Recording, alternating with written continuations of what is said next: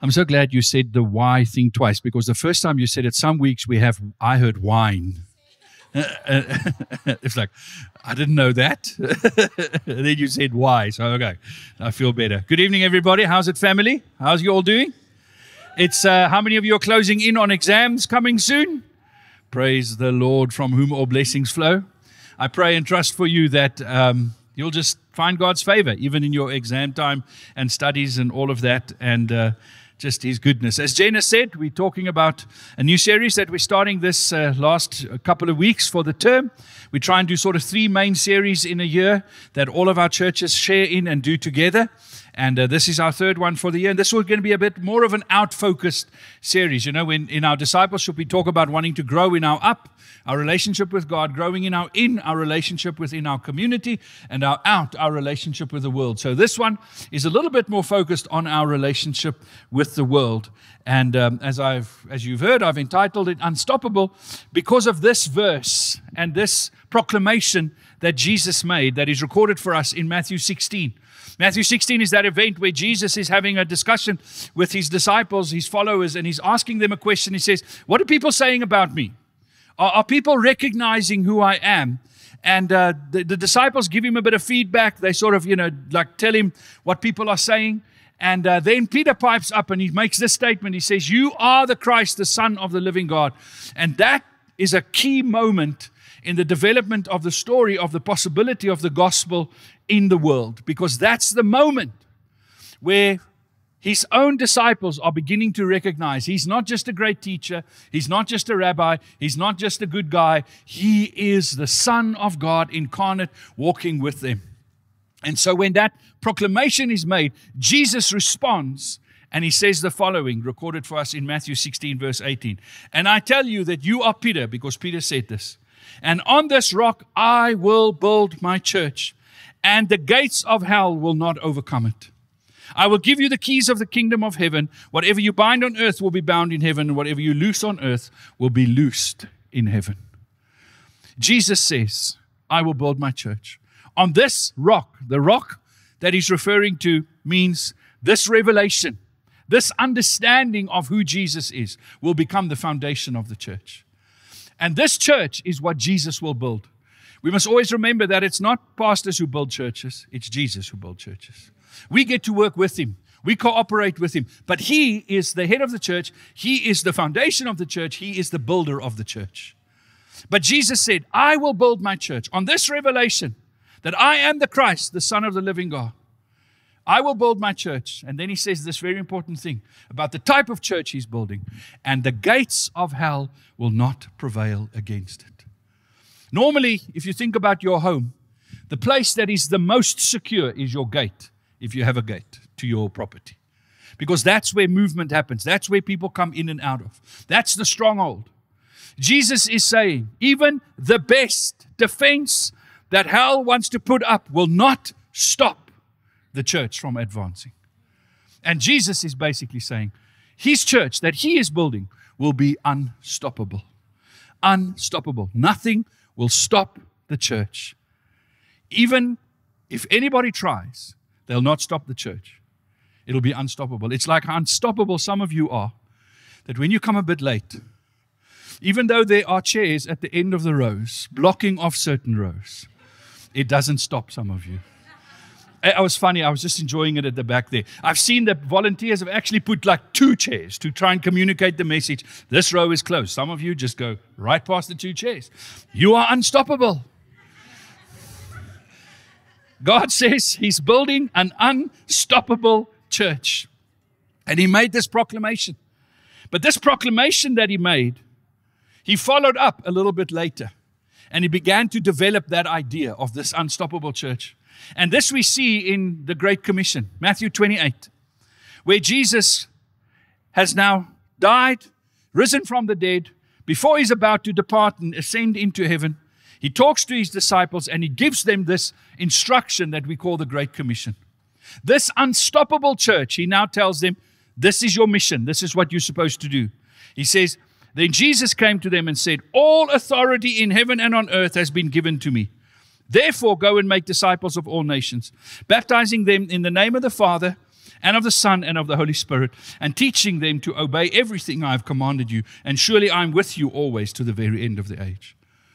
So Jesus talks to these disciples, and he's saying to them, you, the unstoppable church, I want you to go. But your going is based and premised by something else.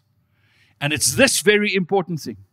Jesus says, all authority has been given to me on heaven, under heaven, and on earth. Or in heaven and on earth. All authority. Now, theologically, we must understand that Jesus isn't saying at that point he started having authority. Because Jesus always have been God. He's always been the second person of the Trinity. He was God from before everything else existed. He was the God of creation. But now, after having died, as the God-man, there's an authority that we've seen him exercise that we've not seen before. And this is the authority. In that moment, Jesus says, all authority has been given to me. And it includes his authority over the two biggest enemies of mankind. What are the two biggest enemies of mankind? Sin and death. Those are the two things that destroy us, that will ultimately cause us the greatest problem and pain. Sin and death. When Jesus died on the cross, he overcame sin.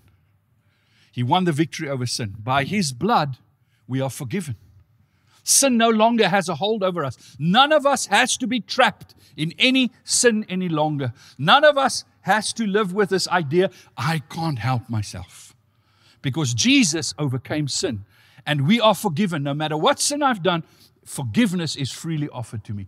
I have freedom from sin. I am no longer a slave to sin, the Bible says. So he won the victory over sin. But when he died and rose from the dead, he beat the second enemy, and he gave us victory over death. Death will no longer have the final say. You see, you and I were created for life, not for death. Death is an anomaly. Death is something that went wrong. And on the cross, and when Jesus died, and when he rose again, he took back the authority from death. And he said, now I have come that you may have life, and life in abundance. And he restored life to us.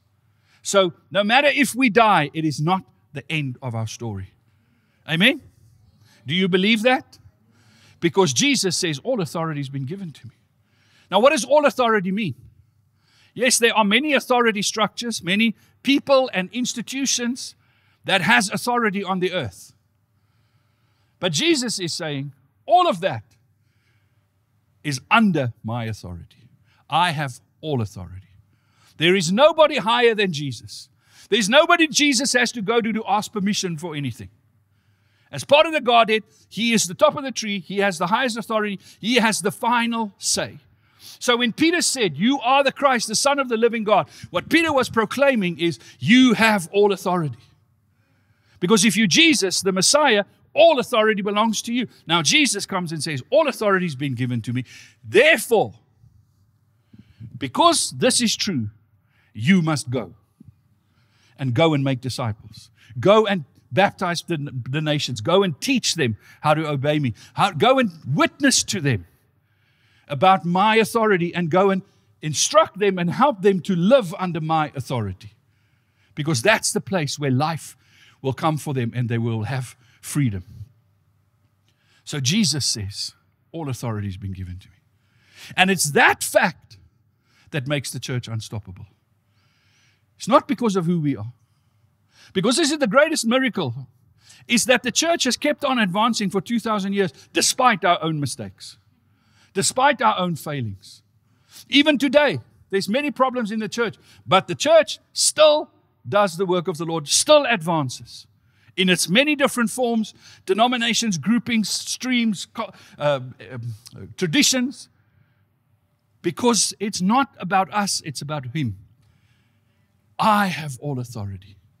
But in His authority, Jesus chose that the instrument that He will use to establish His rulership on earth will be the church.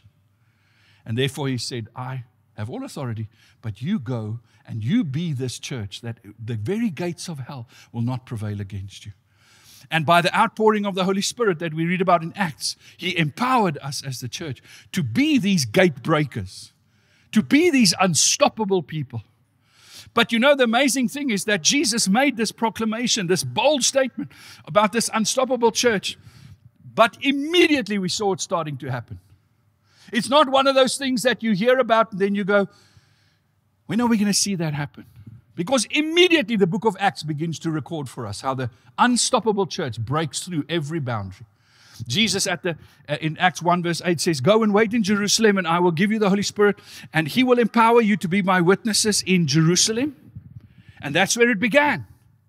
So in Acts we read immediately about this day the Holy Spirit is poured out, and in that instant 3,000 people come to salvation. Come under the lordship of Jesus. Come to recognize that all authority belongs to Him. In that moment in Jerusalem. But then it doesn't stay in Jerusalem. It's not long. It starts spreading because Jesus said Judea, which was the province that Jerusalem was in. So the broader area, it's like Pretoria, Gauteng. And then you started seeing things pop up and happen in the areas around Jerusalem. And then you saw the church move like to Antioch. And this was the first place where non-Jewish people started becoming Christians also. So now it's breaking over that dividing line. Even the difference between Jew and Gentile can't stop the church. Then you see the church progress, and it moves into places that are beyond that, and it starts going into Roman cities. And because Jesus said, Judea, and it goes to Samaria. Samaria is like a different culture. And it breaks over cultural barriers. Then it starts going into these Roman cities. And by the time you get to the end of the book of Acts, it's already happening what Jesus said, Jerusalem, Judea, Samaria, and the uttermost parts of the earth. Because the gospel's unstoppable. This church is just moving. And it hasn't stopped. For 2,000 plus years now, well, about 2,000 years, just less than 2,000 if you follow calendar dates, whatever, the church has been unstoppable. Many have tried over the centuries to keep the church from moving. Many have tried to contain and box in the church. Many have claimed to have killed the church, have taken away the power of the church. When Stalin said that religion is the opium of the masses in Russia, and he set out to wipe out all kinds of religion, the joke's on him. As revival is taking place in Russia even at this time. He couldn't wipe out the church. No matter where they've tried, the church remains unstoppable. Because of this reality that all authority belongs to Jesus, and people that actually believe that. And begin to live under the authority of Christ. Not giving way to the authority of the world. Not giving away to the authority that stands against them, that tells them how to live and how to act, of their cultures, of their societies, of their ideologies, of philosophies, of other religions. But people that actually say, no, all authority belongs to Jesus. Therefore, I'm going to give my life for Him. And so we have amazing stories. We were recently in the US, Natasha and I, and again visited an area in Pennsylvania that it's called Bethlehem. And it is one of those places where these amazing missionaries that were called Moravians came and impacted that part of America. There's a Moravian station in South Africa also where they came, and there's many places across the world. In Germany in 1730 or somewhere, a revival broke out because of prayer that's been going on, and a prayer meeting that lasted for more than 100 years, non-stop. There were Christians praying. And as part of this prayer time, something happened in a place called Herrnhut in Germany. That was then Germany. And these people recognized the authority of Jesus. And they began to give their lives. And so one of the things they figured out was that there's places in the world that doesn't know the authority of Jesus, that resists the authority of Jesus. And those are the places we must go to. So they literally looked around the world and thought of where are the most difficult places for the gospel to break through. And that's where they went. These people packed up their lives, left their country, got onto ships. This is the 17th somethings. This is not a great time to travel across the oceans. And they would travel and go to places like Bethlehem. That was a place that was dominated at that time by First Nation people, as they're called, or Native Americans. It was the time after the French War that happened in America. So it was a time that was volatile. But they believed the gospel needs to break through into those areas. So they moved into those places. And in that area, particularly with the Lenape tribes and the Mohican tribes, they started working with the people. But they had a particular way of working with people because they believed that the gospel is the story of all authority belongs to Jesus. So they befriended the local people, learned their language, moved in amongst them, respected their property, respected their way of life, but wanted to begin to share with them the love of Jesus. And at first, many of them were killed, and even throughout their journey, many of them were killed. There's horrific stories of how they get killed. How there's a story of a mother that lost all her children in a situation where there was attack on them by the local people, and they killed all her children. And she fled for her life, and later on discovered her husband also fled for his life. They reunited, and it didn't take them long, and they went right back to the same people to go and testify about the love of Jesus, sacrificially giving their lives. But it didn't take long, and they started winning the hearts of local people, and people started coming to Christ. These Native American people got to know Jesus. And their communities were built in a specific way that any person that became a Christian was equally part of that community. There was no difference because of race, because of social standing, because of education or whatever. If you became a Christian, you're a brother and a sister and you're part of the community. And so they lived together in these beautiful communities that declared all lordship belongs to Jesus. And they got in trouble with the governments of the day. Many didn't like them because they broke this separation idea, this idea of colonizing. They didn't play to that because they said that is not how Jesus rules.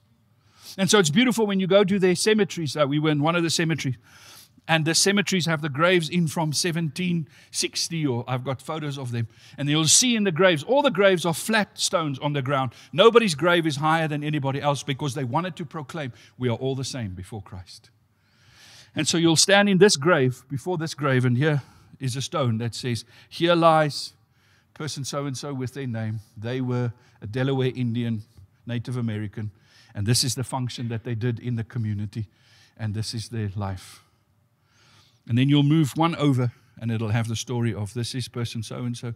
They came from Germany, left their country, and this is their job, which they did in the community, and this is the story of their life. Seen as equals. And there's transformative power of the gospel. There's stories told of the guy that, how many of you have ever seen the movie The Last of the Mohicans? Daniel Day-Lewis movie. I know that's a lot, and it's like a 90s movie. If you can find it, it's like a really brilliant story about this Mohican tribe people. The guy who inspired the book that movie was based on was actually one of the people that got saved and became a Christian. One of the fiercest warriors in his native tribe got saved and became a Christian. The gospel is unstoppable. When we were in the States now, we had the privilege of meeting a person who's a missionary in Iran. She's like late 60s, early 70s. She has another job which allows her to be in Iran. But she tells the stories. She says she's lived in places like Nepal, in the Philippines, in all kinds of places all across the world as a missionary. She says, I have never seen a revival like what I'm seeing in Iran at this point in time. Mosques, she says, in her area, 200 mosques that she knows of are standing empty. Nobody goes to worship at the mosque anymore because the Iranian people are disillusioned by the religion of Islam. She says, but at the same time as the mosques are standing empty, the underground church is exploding. It's bursting. As particularly young people, get this, are leading these churches, and women are leading. You know what is so beautiful about? Because the churches are being led by women, because the government doesn't regard women. They see them as less than dogs. So they don't worry about what the women are doing. So the women flying under the radar are able to lead the churches. And gathering and seeing people come to salvation. And young people. What amazes me is not that young people are leading the church, but these are young people that are saying, if I have to die, because this is a real threat, If they get found out, students, they will get killed, imprisoned, because they've become Christians. And they say, all authority belongs to Jesus. Greater is He that is in me than he that is in the world. Don't fear him who can take your life. But be thankful because your name is written in the Lamb's Book of Life. These young people, all authority belongs to Jesus. I've read recently 2 articles about a move of God that's busy happening in one of the most bizarre, strangest places you can think of in the adult film industry. There's stories being told now of these actresses that are porn stars that are turning to Jesus. And many accounts are coming out of them coming out of that lifestyle, giving their hearts to Jesus, getting saved. There's not a place where the gospel can be stopped because the church of the Lord Jesus is unstoppable. Jesus said, I will build my church. And when hell thinks it's secured itself against the church, guess what? I'm going to break through. In that article, one of the articles that's written about these ladies that are coming to faith, it has this great last sentence. It says, this wave of faith isn't loud or performative. It's deeply personal. And that's the power of the gospel. The gospel changes the most difficult thing to change, the human heart. That is the greatest obstacle is here in our hearts. That's the first place where the gospel is unstoppable. Here in this room, we can testify. I used to be rebellious. I used to live my life for myself. But I became aware that all authority belongs to Jesus. And I surrendered my life, and He is changing my heart by His Spirit. God is busy. He's busy in this world right now. And you and I, my dear friends, we are part of this unstoppable army. You are part of this army. There's nowhere else there's nothing else you can belong to that can legitimately have that tag behind it, unstoppable, but the church of the Lord Jesus. It is the greatest privilege.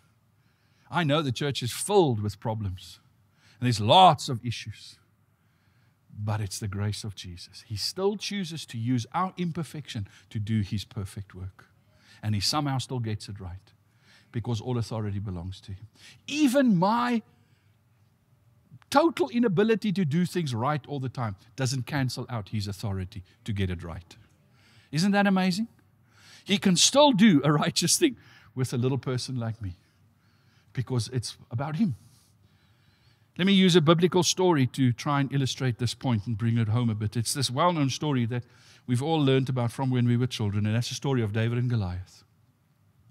In 1 Samuel 17, we come across this event that's happening in the Old Testament in the nation of Israel. God's chosen people, the people that God is sending out, the first people that God sent out into the world to go and establish His kingdom, His rulership.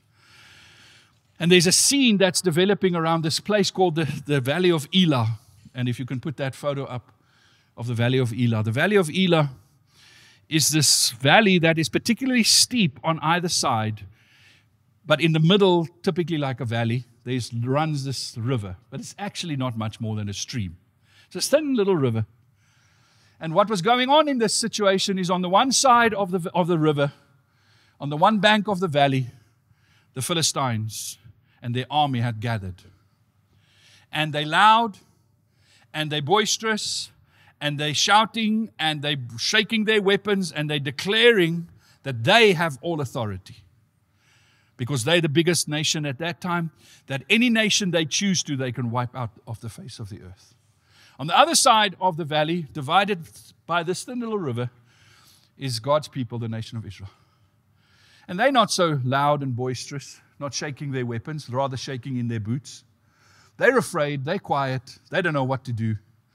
And there they are, standing, staring at each other across this river. You must literally know the army of Israel is over here, and by the end of the room, that's where the army of the Philistines are. This is not kilometers apart. This is old-style warfare. There's the Philistines shouting, and they've got this champion called Goliath, this tall guy. What is he, like 9 foot or something? And with his massive spear and his sword, he walks on that river, on the edge of the river every day, and he's shouting insults at the Israelites. And they're quaking in their boots. But it's a stalemate. Nobody's going backwards. Nobody's going forward. For 40 days, they're just staring at each other across this river. The Israelites don't dare go back, because if they move back, the Philistines will come forward. The Philistines don't dare moving back, because if they move back, the Israelites may find courage and come forward. But they're also not each attacking the other, because they're uncertain. So they are at a lockjam. They are like stasis. Nothing's moving. And the insults. And Saul, the king of Israel, meets with his generals, and he's like, what are we going to do, guys? I don't know. And there they are, stuck. Until a young boy comes on the scene. And we read in 1 Samuel 17, verse 32. David, the shepherd boy, this young man that was there behind the sheep, looking after his dad's sheep, which was an important function in those days, but it was left for the young ones. He was sent by his dad to take some cheese and provisions to his brothers that were in this military operation. And he arrives on the scene and he sees this. He sees this stalemate. He sees them staring at each other across the river. He picks up from the chatter on his side of the river how afraid everybody is, and the Israelites don't know what to do. So he puts up his hand and he says, listen, I think I can do something about this. That's quite something. When you've got this stalemate, you're two armies staring at one another, and one teenager comes and says, I think I can solve this problem. So David said to Saul, let no one lose heart on account of this Philistine, Goliath. Your servant will go and fight him. Wow. Your servant will go and fight him. This is a teenager against a giant. What makes him think that he can do this? Saul replied, you are not able to go out against the Philistine and fight him. You are only a young man, and he has been a warrior from his youth. He's forgotten about warfare what you haven't even learned yet. He has been a soldier longer than you've been alive. He's probably killed more people than you have bones in your body. Like the king says, really go think about this. This is not a good idea. David said to Saul, your servant has been keeping his father's sheep. When a lion or a bear came and carried off a sheep from the flock, I went after it, struck it, and rescued the sheep from its mouth. When it turned on me, I seized it by its hair, struck it, and killed it. Your servant has killed both the lion and the bear. This uncircumcised Philistine will be like one of them, because he has defied the armies of the living God. The Lord who rescued me from the paw of the lion and the paw of the bear will rescue me from the hand of this Philistine. Saul said to David, go and the Lord be with you. So David comes up, he says, listen, I know this guy can kill me like 7 ways without just lifting his one hand. But let me tell you my testimony. Let me tell you what I've experienced, what I've learned in my short little life. He says, I have encountered other enemies, lions and bears. How many of you have ever faced a lion, like got really close to a lion? Just the smell of a lion alone is enough to make me run the other direction. How many of you saw the movie The Revenant? That amazing scene where the bear attacks Leonardo DiCaprio's character and basically mauls him to an inch of his life.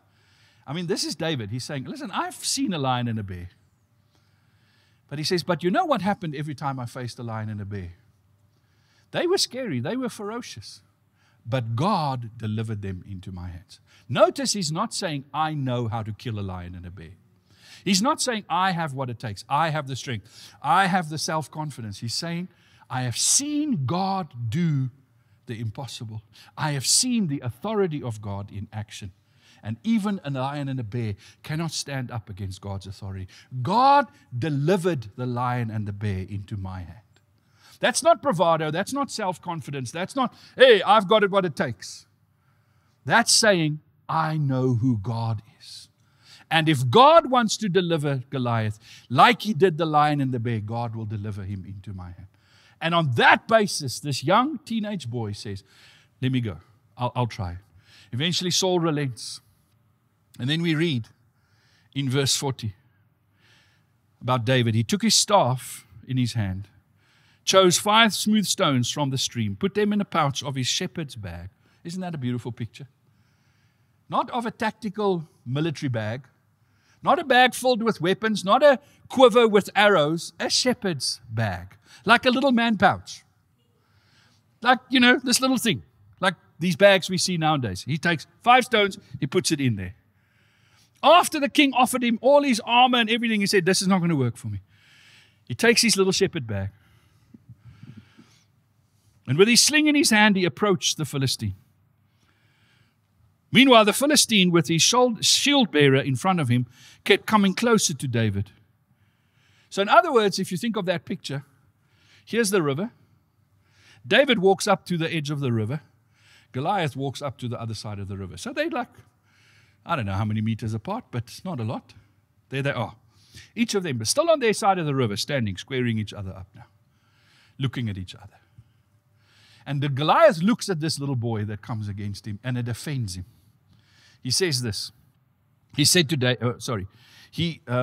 David, am I a dog that you come at me with sticks? And the Philistine cursed David by his gods. Come here, he said, and I'll give your flesh to the birds and the wild animals. He's like, the verse before that says, meanwhile, the Philistine with his shield bearer in front of him kept moving closer to David. He looked David over and saw that he was little more than a boy, glowing with health and handsome. He's like, you're a pretty boy. You look like you step out of an Instagram reel. Like your muscles are gym muscles. They can't do anything.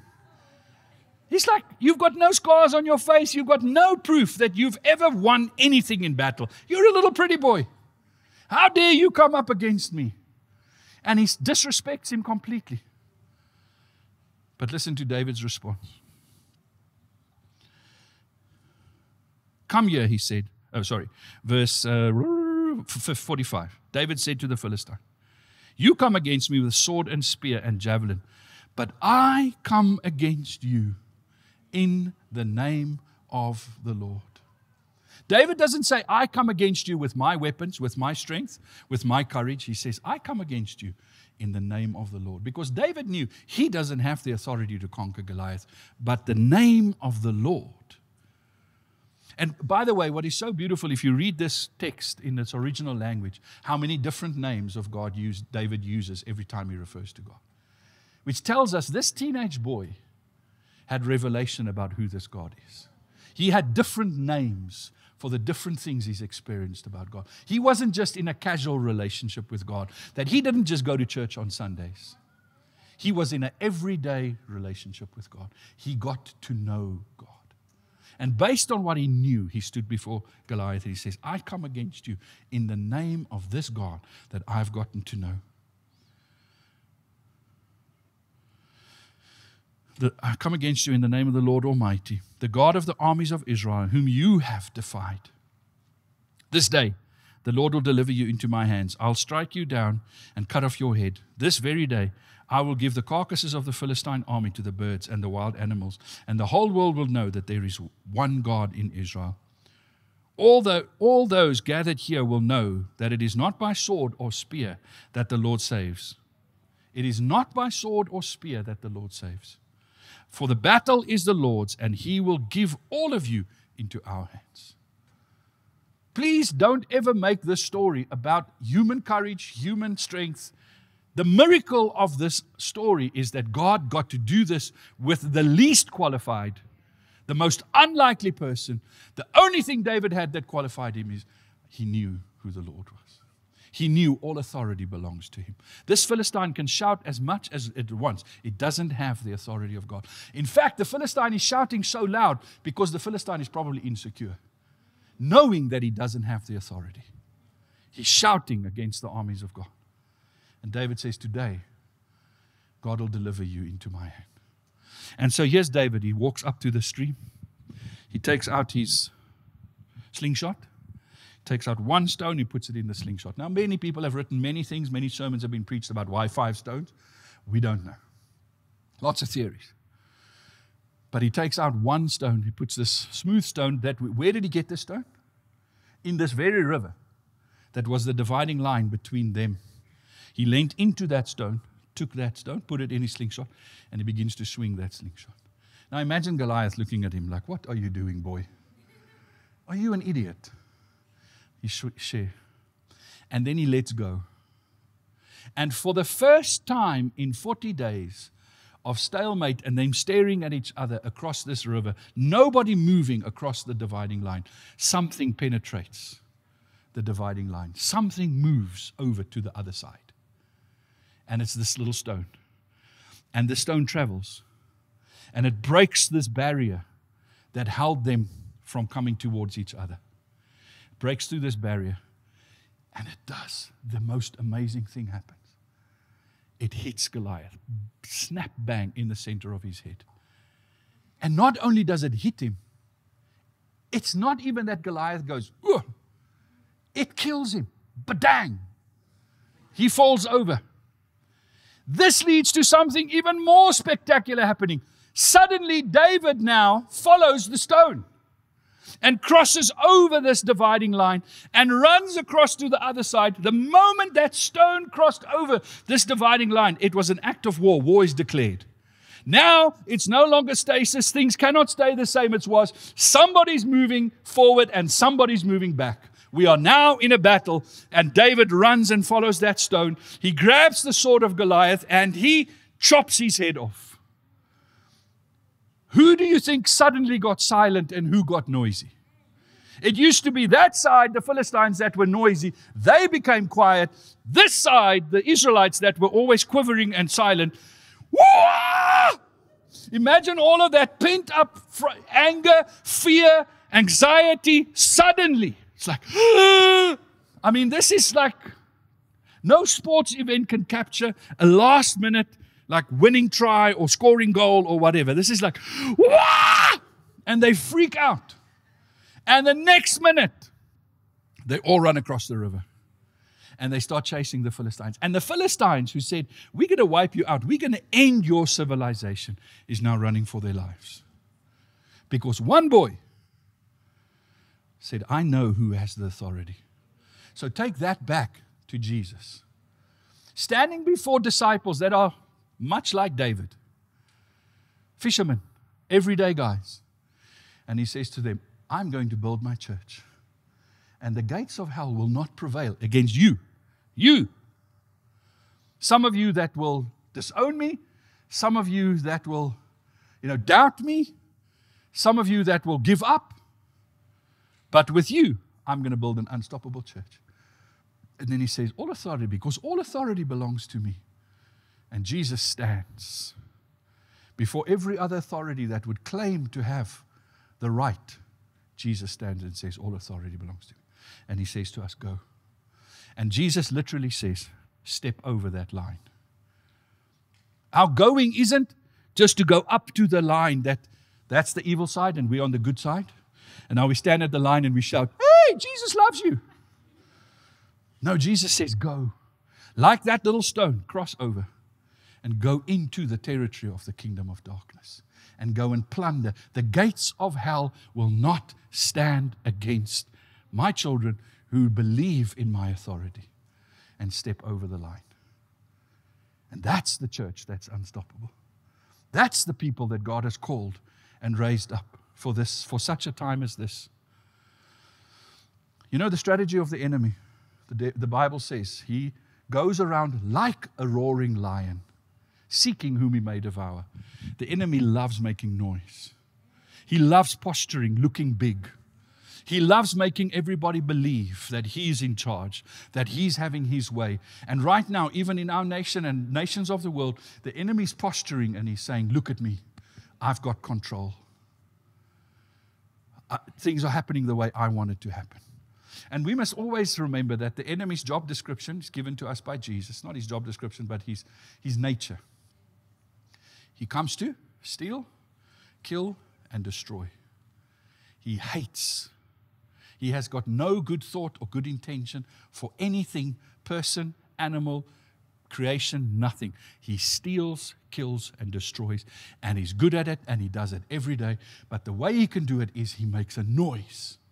And he threatens everybody to keep quiet and to stand back and to stay in their place. He loves it when there's this standoff and this stasis. And we as the Christians just say, We're just going to stay on our side. But there comes a time when the Christian goes, all authority has been given to Jesus. I'm going to step over. In my family, the devil has had his way long enough. Many of our family members are caught in sexual immorality, in materialism, in lust, the love of things, the love of money, in ancestral stuff, in pride and arrogance. And it's hard for us when we're with them and they mock us perhaps and they belittle us or they just tolerate us and excuse us. And like David say, it's fine. You do your thing. Just don't come and bother me. And there's a time where I go, no, I'm going to cross over this line now. And we do that but with the grace and the love of God. That little stone, I think that stone represents the word of God. The scripture says, Isaiah 55, my word will not return to me empty, but it will accomplish that for which I have sent it. David took the word and he sent it across that river and it hit Goliath and it changed the spiritual atmosphere. Because God took hold of a young man, grabbed hold of him. He wasn't in, like I said earlier, a casual relationship with God. He was taken hold of by God. God became his only reality. And that young man, having been taken hold of by God, took hold of a stone and propelled that stone and changed the course of history. It's the same story that you and I have. God can take hold of us. If we stop messing around, God will take hold of us. And no matter how noisy the enemy is, we will learn to discern and see through his noise, see beyond his bluster and his big bravado. And we'll say, you think like Goliath, you're in control. But I've seen the lion and the bear. Because you have a testimony. David had a testimony of a lion and a bear. You have a testimony of sin and death that has been conquered in your life. You know the authority of God even better than David did. How much more can we stand up and say, Lord, here I am. I'm standing in your authority. Take hold of me, Lord. I'm not going to live my life small. I'm not going to live a life for me and my comfort and for my pleasure and for getting what I want in life. I'm not going to live a small life like that. I'm going to live a life for you. Because you know how the enemy is ultimately conquered. It's not because we're stronger than him, more fierce than him, have got better weapons than him, David said. It's not. God doesn't win the victory with weapons. You know how God wins the victory?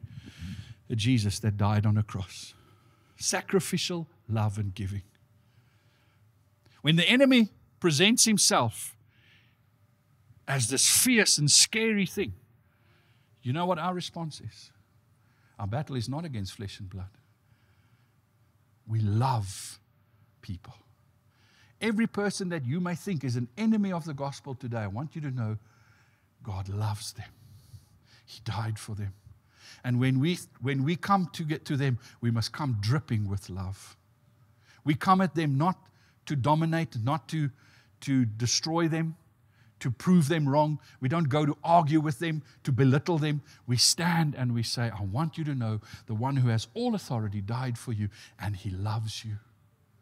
And it's through our sacrificial lives that we prepared to go to the scary places and say, like David, do you think it wasn't a risk for him to say, I'll face him? We'll do that. We'll say, I'll face him.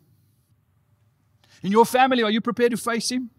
On your front line, in your university, in your friendship group, are you prepared to put up your hand and say, I'll face him? I know he's scary. I know I don't have all the answers. I know, but I know the one who has all authority. That's what makes the difference.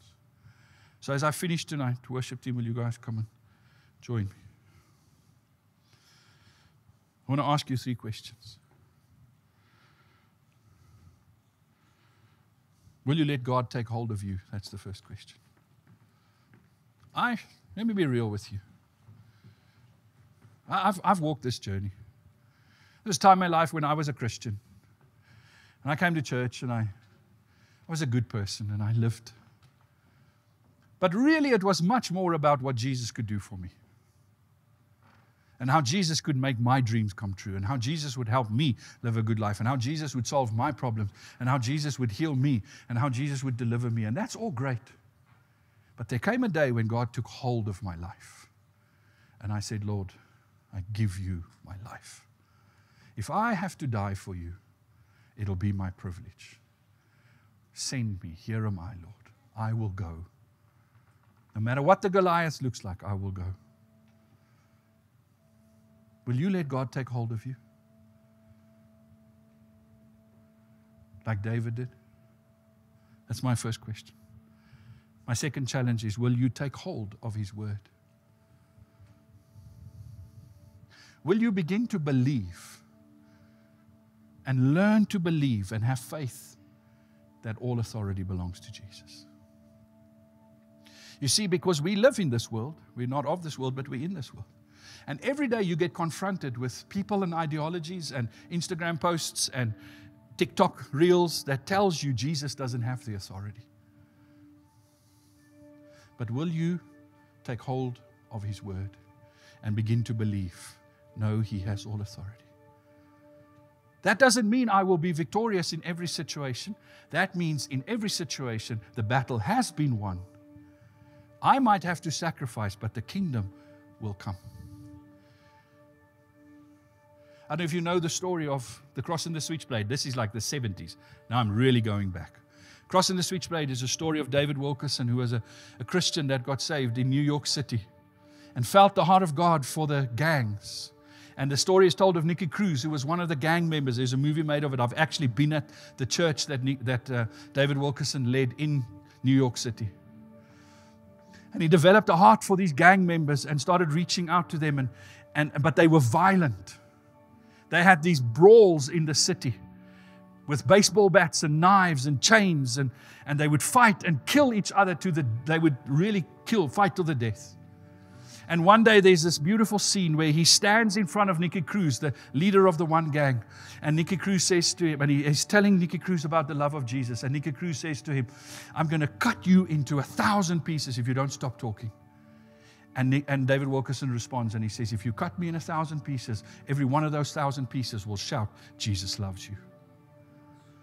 That's a man that has taken hold of the Word of God. This world is not going to be changed by a church that is dilly-dallying and on the outskirts and trying to be nice with everybody. Now, we are nice because of the love of Jesus. We don't fight by making noise. We are the yeast that comes in and changes the atmosphere, sets people free because we give our lives. The last challenge is, will you, by the power of the Spirit, cross the line? Or are you going to always stay on the safe side? I want you to, in this moment, just close your eyes. And I'd like you to perhaps just think about some of the Goliaths you face. Some of the Goliaths in your life that threaten. Let me tell you where the first, most scary Goliaths are that you will find in your life. They are in your own heart.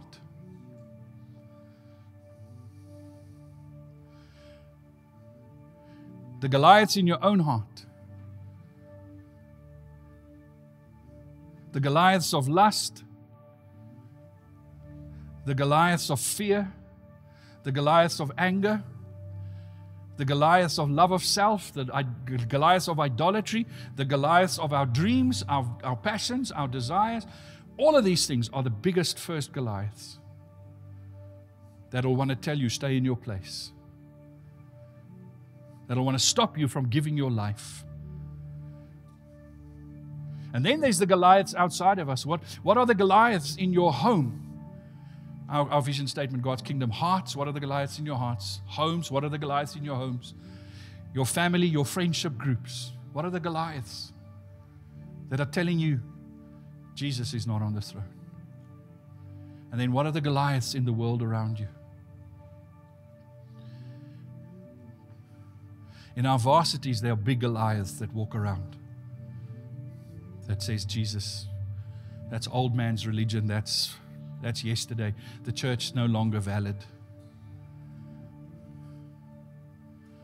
In our workplaces, in our secular society. What are the Goliaths you are facing? Now the challenge is those Goliaths are real. And they're big and they're scary. What will help me overcome them is not that I ignore them, diminish them. It's that I see a God that's bigger than them. Can you begin to look past your Goliath, look over his shoulder, and see a Jesus that died for you? A Jesus that has hands with scars, with holes in it, a side with wounds, that says, I did this because I love you. All authority belongs to you, me. Lord Jesus, I pray right now. Come, Holy Spirit. Come, Holy Spirit. We need you. We can't do this on our own. We need you. So I'm going to give you my 3 challenges again. Will you let God take hold of you? Will you take hold of His word? Will you, by the power of the Spirit, cross over the line and advance the kingdom? Go and make disciples. If you want to say yes to that tonight, I'm going to ask you just where you are to stand. And the team's going to lead us in a song, just for a short space time. Because I don't want this to be an emotional response. Hey, that's cool. I want you to think about those Goliaths, and I want you, as we worship now and as we declare the truth about our God and who He is and the authority that belongs to Him, I want you to surrender. And Jesus said, and I will give you the Holy Spirit, and He will empower you to be my witness. And I'm praying and trusting that right now there will be an empowering work of the Holy Spirit in your life, in your context, as we declare. Lord, I pray that in this place right now, for every one of us, I pray for an outpouring, a fresh, renewed outpouring of the power of the Holy Spirit in our lives in Jesus' name. That you will empower us to be your witnesses.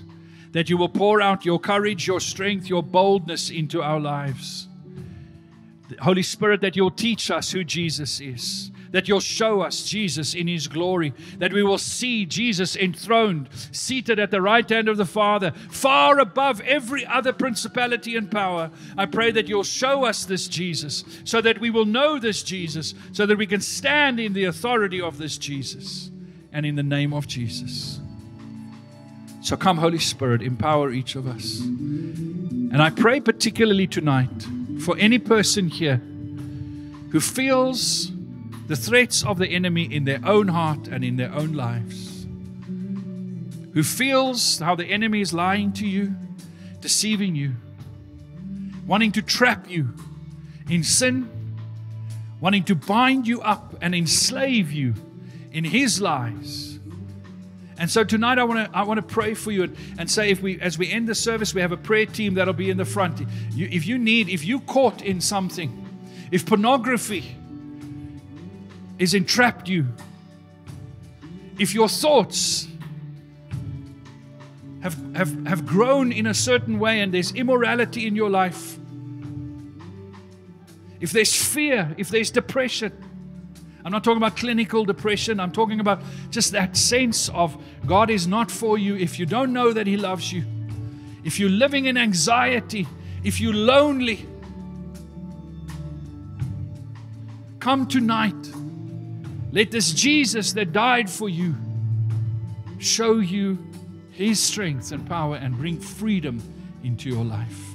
And so I pray for any person right now that is bound by the lies and half-truths and deceptions of the enemy. Any person here who knows the enemy is stealing, killing, and destroying in their own life, I stand with them tonight and I proclaim the authority of the name of Jesus. And I say, every activity of the enemy, we bind you in Jesus' name. I bind your works. I say that your lies will be revealed, will be shown for the weak lies that they are. And I speak freedom. Freedom from bondage. Freedom to your people tonight. And I thank you for that, Lord, in Jesus' name. So if you need prayer this evening, please come to the front. If you've never committed your life to Jesus, tonight's a great night. Don't waste another day. come and let somebody pray with you. Say to somebody, I need to give my life to Jesus. I want God to take hold of me. And they will pray with you. Thank you for having me with you this evening, Jen. May the Lord bless you, and thank you to our worship team also.